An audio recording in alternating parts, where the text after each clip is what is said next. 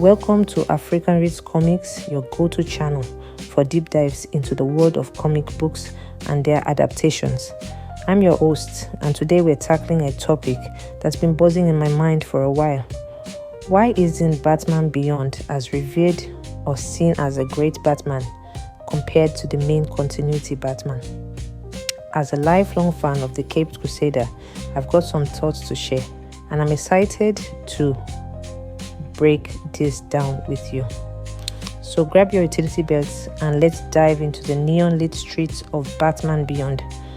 Before we get into the why, let's set the stage. Batman Beyond is a futuristic spin on the Batman mythos that aired from 1999 to 2001. Picture this. It's 2039 and Gotham City is a high-tech cyberpunk metropolis. Think towering skyscrapers, flying cars, and a whole lot of neon. Bruce Wayne, the Batman we all know, is now in his 70s. A heart condition has forced him to retire, and the cape has been hung up for good, or so it seems. Enter Terry McGinnis, a troubled teenager with a knack for trouble. After a chance encounter with Bruce, Terry stumbles upon the Batcave and learns the old man's secret.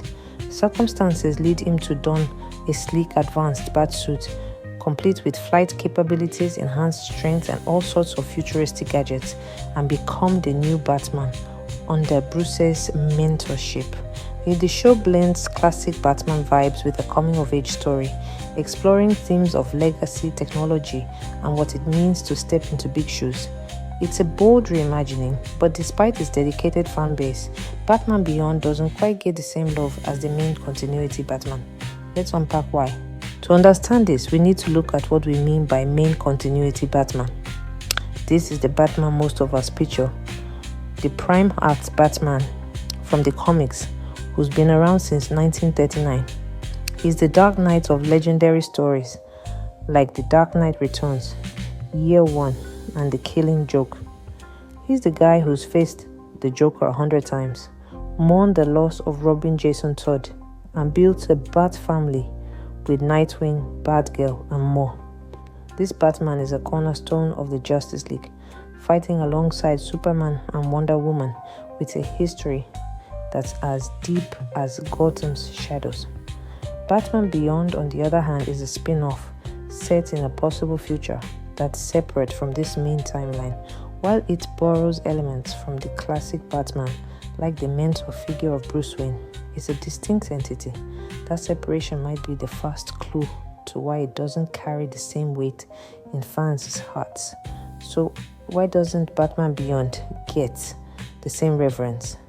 Let's break it down with some key reasons. 1. The weight of history. First up, it's all about legacy. The main continuity Batman has over 80 years of stories under his utility belt. Thousands of comic issues, multiple animated series, live action films, video games, you name it, he's got it. Iconic tales like A Death in the Family or Hush have shaped his character and cemented his place as a cultural juggernaut. Batman Beyond, while impactful, ran for just 3 seasons and has a handful of comic runs.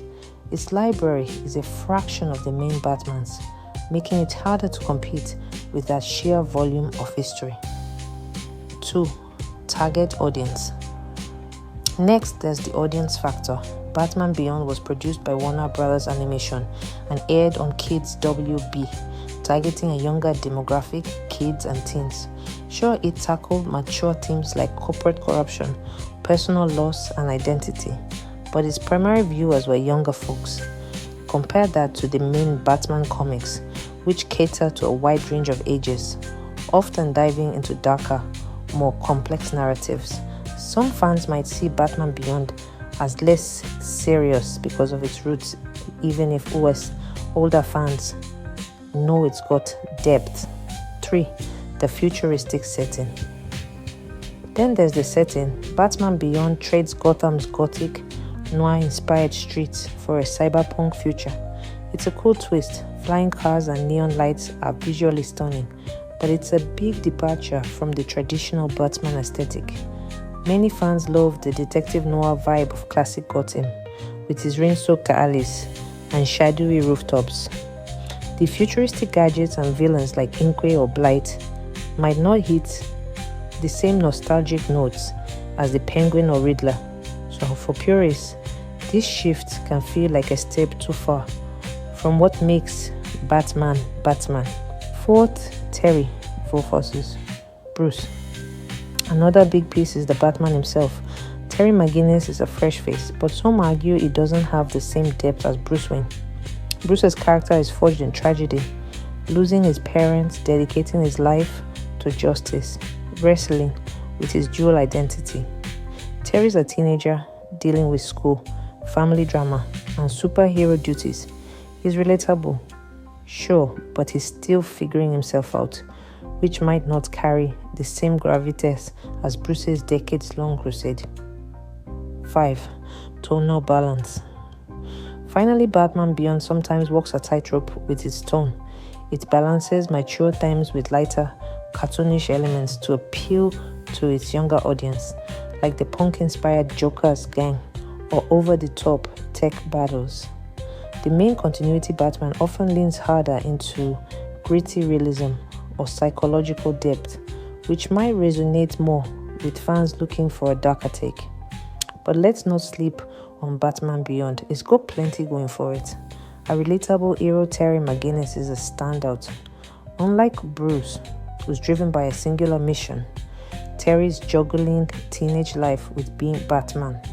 He's got family issues, a girlfriend, and a chip on his shoulder, stuff many of us can relate to. His journey to become worthy of the mantle is compelling and grounded in a way Bruce's mythic origin isn't. The mentor-student dynamic. The relationship between Terry and Bruce is pure gold. Bruce, older and grizzled, guides Terry with a mix of wisdom and tough love. Their clashes, Terry's impulsiveness versus Bruce's methodical nature, add layers to the story. It's a fresh spin on the Batman legacy, showing what it means to pass the torch. Creative world building. The future Gotham is a feast for the eyes, vibrant, chaotic, and packed with new ideas. Villains like the shape-shifting Inkway or the toxic Blight bring a unique flavor to the Rogues Gallery. And let's not forget Batman Beyond, Return of the Joker, which brings back the clown prince of crime in a way that's still chilling.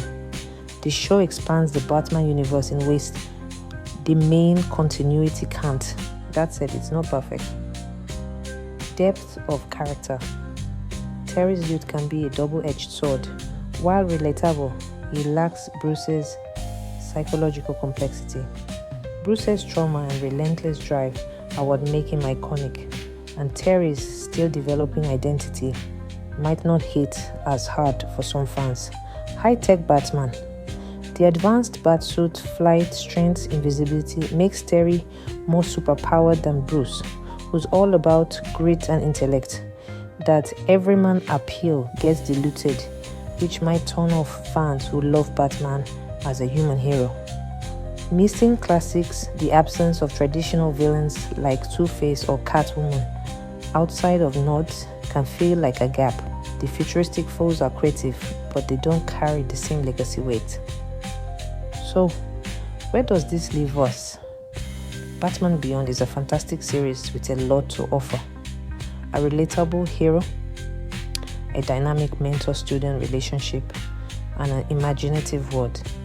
But it struggles to match the reverence of the main continuity Batman. The weight of 80+ years of stories, a broader audience, and a traditional Gotham aesthetic give the classic Batman an edge. Terry is a great Batman, but is not the Batman for everyone. That doesn't diminish Batman Beyond's place in the legacy.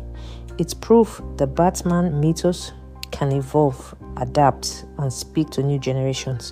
Whether you're Team Bruce or Team Terry, both versions enrich the Dark Knight's tapestry. Thanks for joining me on this deep dive. If you enjoyed this, hit that like button, subscribe to African Reads Comics, and drop your thoughts in the comments. Does Batman Beyond deserve more love? Let's discuss. Until next time, keep reading, keep watching, and stay beyond awesome.